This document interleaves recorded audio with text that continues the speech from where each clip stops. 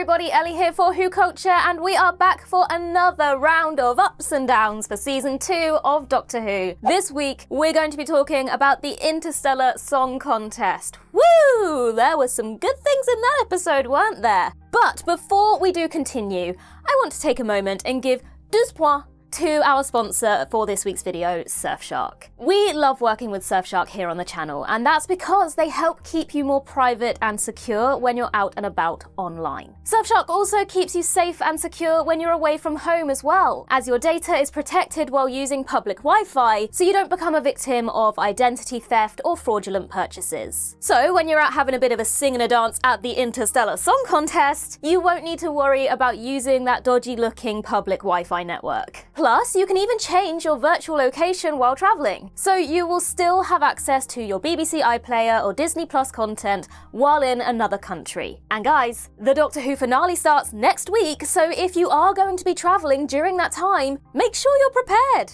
Surfshark also offers 24/7 customer support and a 30-day money-back guarantee. And make sure you also check out Surfshark Alert, a breach detection system that notifies you of personal data leaks. So click the link in the description or use code WhoCulture at checkout to get 4 extra months of Surfshark VPN.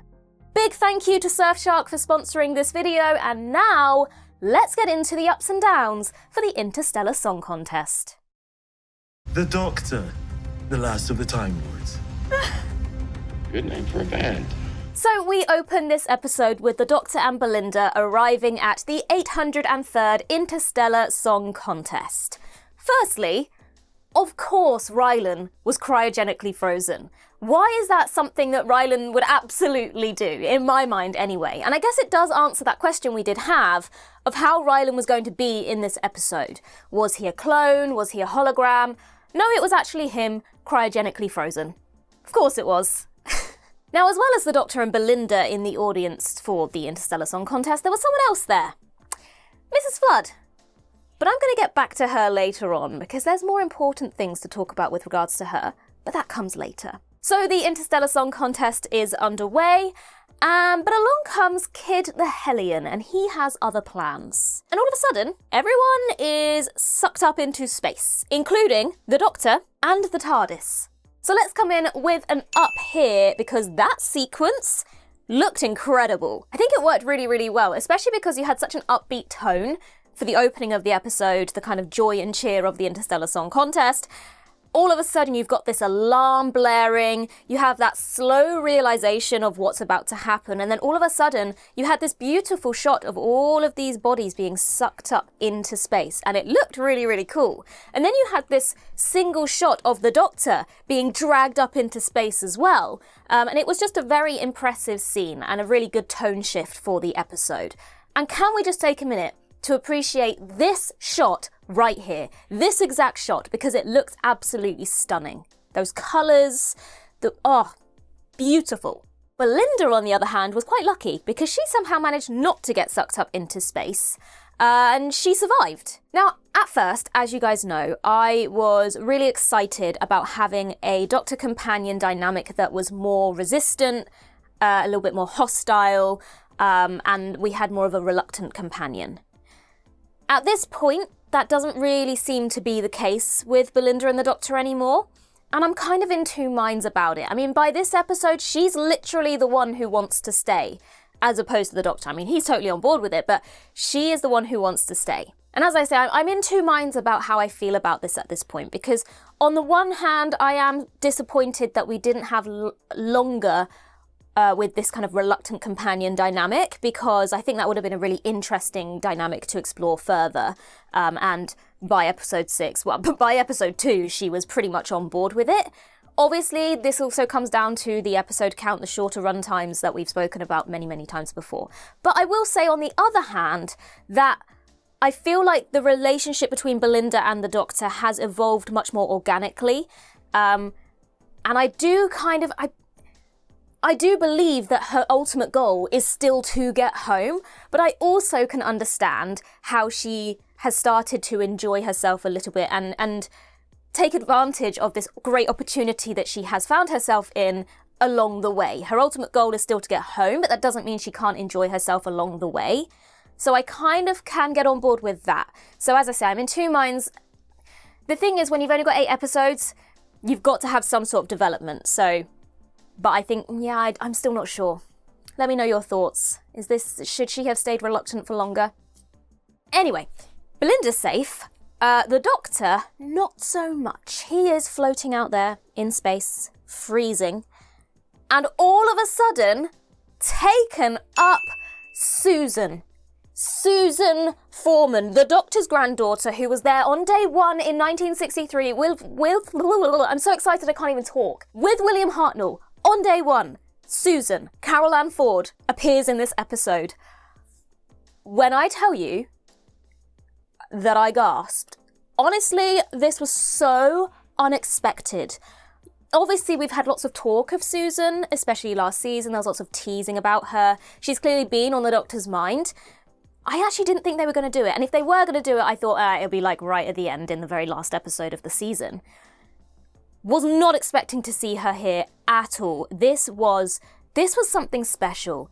Fans have been wanting to see Susan return in the modern era of Doctor Who since the very first episode aired. And we've had so many characters of the past returning and never Susan. And everyone's been wondering why. Why have we not seen Carol Ann Ford back in Doctor Who in the last 20 years? What's going on? And as I say, this was something so incredibly special to see. I think it also really worked. It helped in the situation with the Doctor.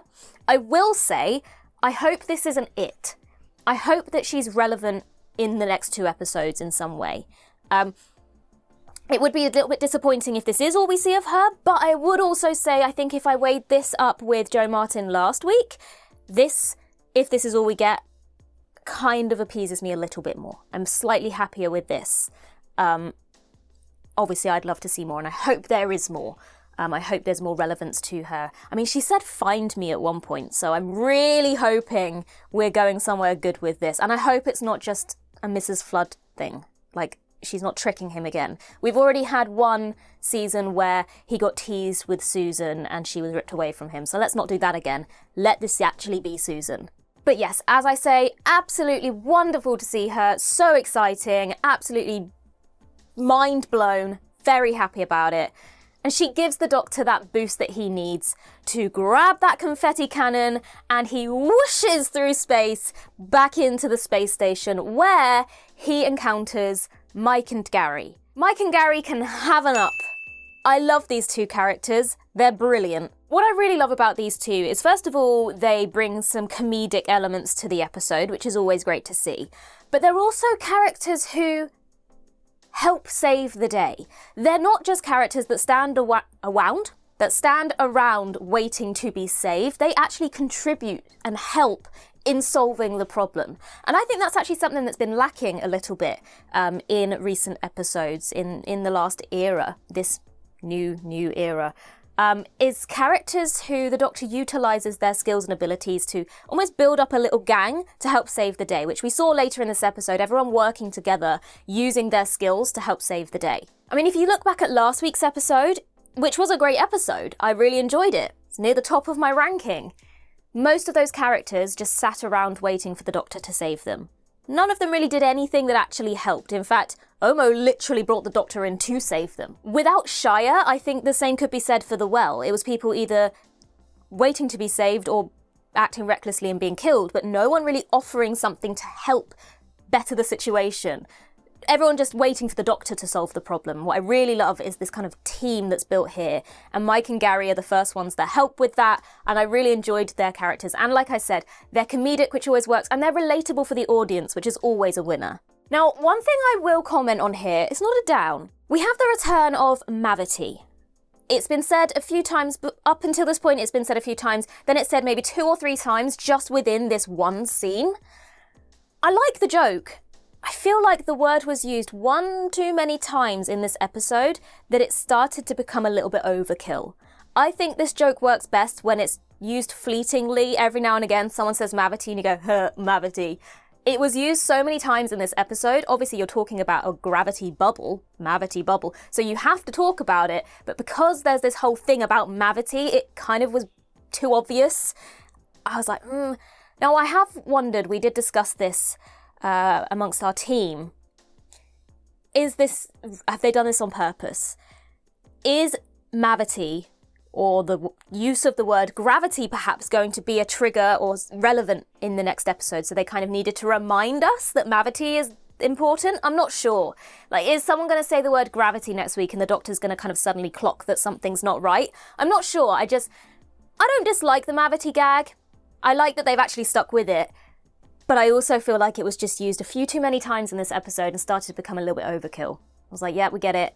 We got it. It's a joke, but stop saying it now.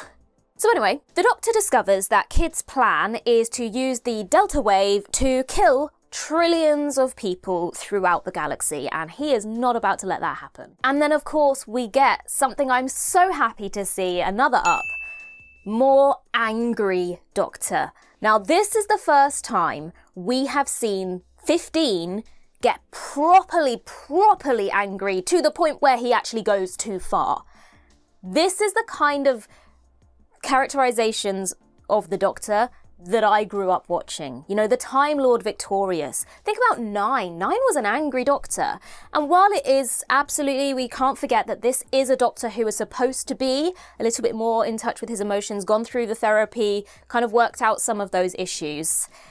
For me, it's part of the character, and if we don't see that, that's when I start to get a little bit underwhelmed, because it's a core element of the character. He does have bursts of anger, and I think this moment was really powerful. And obviously, this is, as I say, this is the kind of version of the character that I've grown up watching, as opposed to this kind of softer version that Belinda has got to know.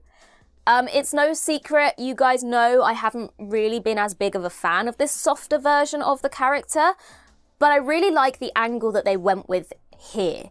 That it was almost highlighted that he has changed in a way, but it's still bubbling under there, and it takes something to trigger that back out of him. And for Belinda to kind of not recognize him does highlight the fact that he has become this different version of himself. And Belinda doesn't even recognize this anger that is bursting out of him. And it kind of does make you question whether the softer things we've seen have been really intentional so we can build up to this sort of moment. But I'm so glad we've seen it. And also the thing is, this is a Doctor more in touch with his emotions, but that doesn't mean it always has to be the kind of softer emotions. He's finding it hard to put a lid on his emotions, so that also includes anger. So I feel like it was inevitable that we were going to get something like this, or to me it should have been inevitable, and if we hadn't got something like this, I maybe wouldn't have been as happy. But I think this scene worked really, really well. Now, the thing is, I don't want the Doctor to ever stop being the hopeful hero, but I also think seeing these different layers to the character is really important. And I think that the connection that he feels between the loss of these trillions of people, the death of these trillions of people, and the loss of his own people worked really, really well as something to kind of trigger this relapse back into anger. I think that was a really, really good reason for it. I think if it had just been his reaction to him thinking Belinda was dead, I don't know if it would have been as believable. And I think a lot of that, again, is down to the shorter run times, the shorter seasons. While we have commented that the relationship between Belinda and the Doctor does feel more developed than maybe with Ruby, because of this lack of time that we've had with them, it just isn't as a strongly formed connection relationship than, say, if this had been 11 reacting to Amy being dead, or 10 reacting to Rose being dead, because we just haven't had the time to really see that bonding. We've seen more of it than we did last season, and it has been an improvement. But if this reaction from the Doctor had solely been because he thought Belinda was dead, I think it would have been a bit like, but you barely know her. But because we had this whole connection that he made with the loss of his people, the killing of all these innocent lives, that for me is what made this scene work so well. And I was just so glad to see this outburst of anger, this evil side of the Doctor, and to see Belinda's reaction to that. To see someone go, wait, you're supposed to save everyone, what's going on? That's what it's great to see. We've had that in the past, people looking at the Doctor having his outburst and being like, what's going on? Like, this must be bad if you're getting that angry. Now, this does bring me to my first down for this episode, which is about Kid. Kid, to me, felt like a really undercooked villain. Now again, I think this probably comes down to those pacing issues that we've been harping on about, the shorter run times, all those things that I just mentioned. But we basically have 3 Hellion characters. We have Kid, we have Win, we have Cora. So we have 3 Hellion characters who all feel a little bit thin, as opposed to one fully fleshed out villain who we really feel a connection to and we really believe their story and their motives. So Russell T Davies described this episode as Eurovision meets Die Hard. So what they should have done is follow that model of Die Hard and just have the villain as the co-lead. Just have the Doctor and the villain. But by separating the villain or the villainous role into these 3 different characters, I know Cora wasn't a villain, but you had these 3 kind of thinly veiled stories as opposed to giving us one really compelling motive from one character. Now, I would admit that I felt more connected to Cora's story, Cora's backstory, but that was at the cost of spending enough time with Kid and Win to really feel any connection to their side of the story. I think it would have been beneficial to spend more time with them to understand their personal motives. How has this affected them personally? What is it that they have suffered? Give us more of a backstory from them so we really almost feel sorry for them and always want to root for them. But as I say again, this all comes down to the shorter run times. We just don't have enough time to really get into the layered details of all these characters. So perhaps the solution here, if you can't change the runtime, is have less characters, but a deeper story for individual characters. Does that make sense? Having said that though, I found Cora's song incredibly moving. I found this whole scene really, really moving. The whole story of what Hellier suffered, what happened to the planet, what the corporation did to the planet. I found that really, really moving. Which does lead me to another up, because I think this episode has some really beautiful imagery. Obviously, I mentioned that specific shot of the bodies floating earlier on, but I think specifically for me personally, this scene where Cora is singing has some really beautiful moments in it, specifically the imagery of the burning poppies. I think what works so well is this imagery can be read in so many different ways, and that's clever. This is what I mean when I want something to be embedded in a story but read in different ways depending on the viewer, as opposed to just being told this is what you should be thinking or feeling. This imagery of the burning planet, the burning poppy fields, can be read in so many ways. You can read it at surface level. This is the destruction of Hellier, the planet. You could take it a little bit deeper as a metaphor for the destruction of nature and purity. You could take it another step in a different direction and look at the story they're trying to tell of a big bully coming in and making claim to something that doesn't belong to them and completely overruling those who actually have the rightful claim to it. And then, of course, there are the various real-life elements that all of these things can connect to, and we, as the audience, with our own personal experiences, can find whichever link works best for us, is the most meaningful or powerful to us. I mean, just amongst our team, we've all read it in slightly different ways, but the message or the intent is the same. So for me personally, I immediately saw this image of the burning poppies and saw a connection to the poppies that grew on the battlefields of the Western Front during the First World War. And the destruction of them, to me, the burning of them, read to me as an image or a symbol of the destruction of peace. Those wars were intended to create peace, and the poppies burning was a destruction of that. As I say, I found this sequence incredibly moving, and I think my personal connection to the poppies and what they symbolise and what was happening here really played into that. Now, I also think that my personal views with the poppies also plays into Kid's ideas in this episode. Kid's notion that nobody respects him, nobody respects the loss that his people have suffered. And that really connects to my personal views with regards to the poppies, because I think it's incredibly sad that people nowadays, especially young people nowadays, don't bother to wear the poppy as a symbol of remembrance for Remembrance Sunday, for Armistice Day. And I think that's really, really sad. And for me, the poppy is a symbol of respect, and a respect for people who have made sacrifices for the benefit of others. And that's essentially what Kid is here trying to say. People don't respect my people. They don't respect the loss we've had. They don't respect the sacrifices that have been made for everybody else.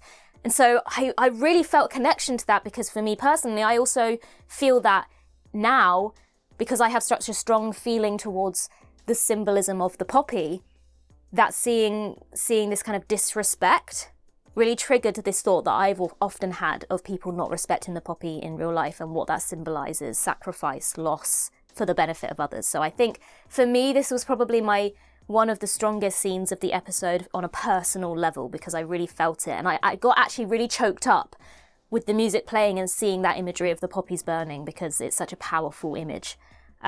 Obviously Murray Gold's music helps in that situation. I won't up it this week because I do up it every week, and I know some people are getting a bit bored of that, but I think the music certainly helped with that as well, with the singing. What the whole scene embodied was really beautiful.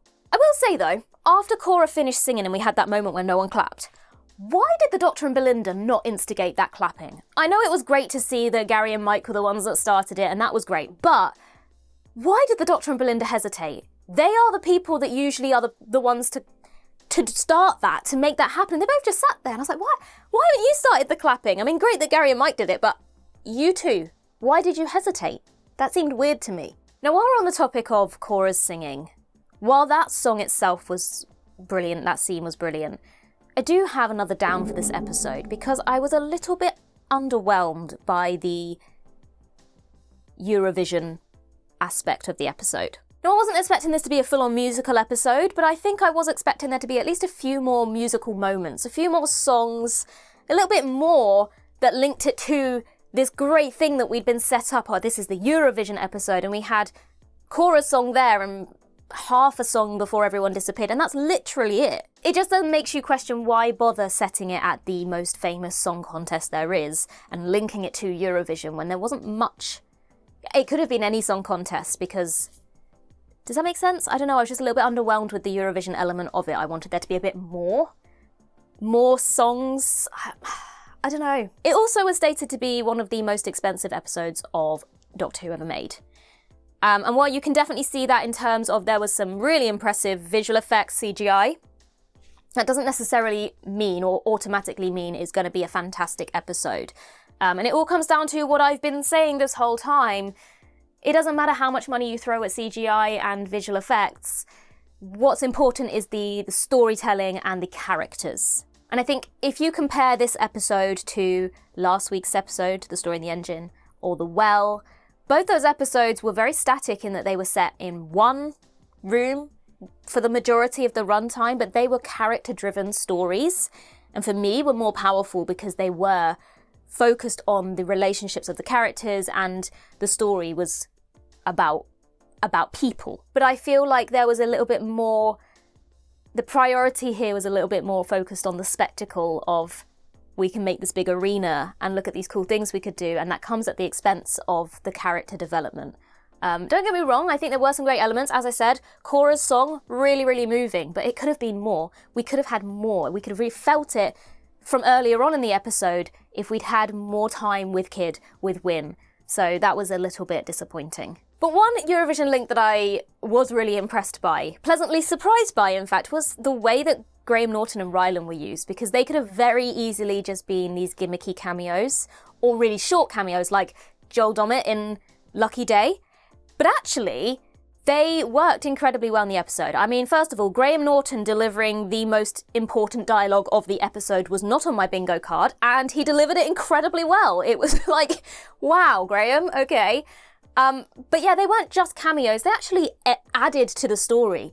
They contributed to further the story along, whether that was for some comic relief, whether that was to literally influence the whole plan to save everybody, or whether it was to deliver the most important dialogue of the entire episode. But I think I was pleasantly surprised with how they were used in the episode, being more than just cameos. I mean, Rylan had stated, I had lines and everything, like the role was big. So I was kind of hoping or expecting there to be more than just a single line, but they actually they were important to the story, which I think was very good and could have gone one of two ways, but I think worked very well. And I guess that then comes back to my point that I made earlier, my up about Gary and Mike. I really like that this episode did bring these people together and use their skills and what they could offer to build a solution, rather than them all just standing around waiting for the Doctor to save them. So, good use of Graham Norton and Rylan. And then the episode kind of ends, nearly ends, with the TARDIS exploding. So that's a big what's going on there. I mean, there was a tease, wasn't there, that the Doctor has no TARDIS in the last 2 episodes. I think we can see why. It looks like it's gone boom. Great to hear the cloister bell again. We have not heard enough of that cloister bell lately. I love that. That's a great sound. It's such a good sound. And then, of course, now we can come back to it. My final up for this episode. We've got the Mrs. Flood reveal. Mrs. Flood is the Rani. Now, here's the thing. I've had this theory that she's the Rani for quite some time at this point, but even so, it was a great reveal. I will say, not 100% sure how I feel about bi-generation being something that's continuing as opposed to being a one-off thing. I'm hoping they don't make that the thing forever now because, yeah, I think as time has passed, everyone's kind of gone, I'm not sure about bi-generation. What I will say is I really, really like that the Rani's attitude towards bi-generation is something entirely different and really fitting for a villainous Time Lord character, Time Lady character. Because rather than splitting into 2 people and being buddy-buddy with each other, because they're villainous, they don't want to be overshadowed by anyone, even themselves. So I liked this dynamic that we now have 2 Ranis, but Mrs. Flood has now been kind of relegated to a lackey because I'm the Rani now. You were a Rani, you're not important anymore, and I'm the Rani. And I thought that was a really good dynamic. And it's a twist on bi-generation as opposed to us just now having 2 Ranis. So it's going to be interesting to see what happens with Mrs. Flood now that there's 2 Ranis. There's still lots of questions. What has Mrs. Flood been doing on Earth this whole time? I hope that Anita Dobson doesn't now get sidelined. Because obviously we've been following her character, and while it is great to now have 2 the Ranis, I don't want us to stop looking at Mrs. Flood. So I'm really hoping, although she's this lackey character, that she's still really important moving forward, because otherwise, a little bit underwhelming if we're now just going to follow a different version of the character. Also, did anyone notice there was a hint towards Mrs. Flood being a Gallifreyan character or a Time Lord character in her first scene, because that device she was holding had Gallifreyan symbols on it? Did anyone else spot that? I spotted that.